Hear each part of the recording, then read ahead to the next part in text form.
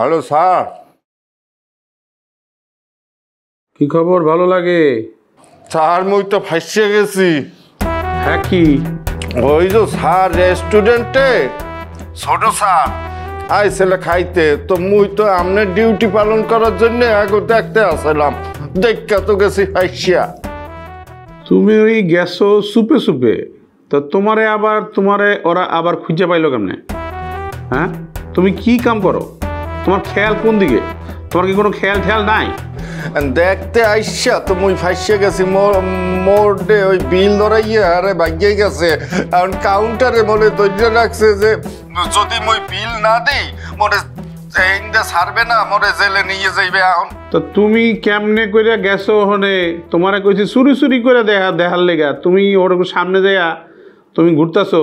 ওই যে কাউন্টারে মরে ধৈর্য রাখছে, পুলিশ ডাকবে বিল না দিলে। এখন মুই কি করবো স্যার?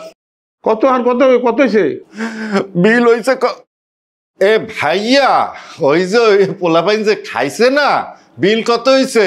5,000। কি কর 5,000 টাকা? এই রুটির দাম একটু কম ঠাম নেওয়া যায় না স্যার? মুই অনেক চেষ্টা করছি বিল কমানোর, কমায় না। 5,000 টাকা দিতে হইবে স্যার।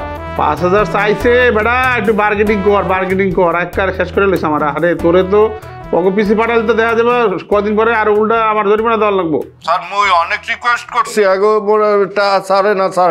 5,000 টাকা বিল হয়েছে।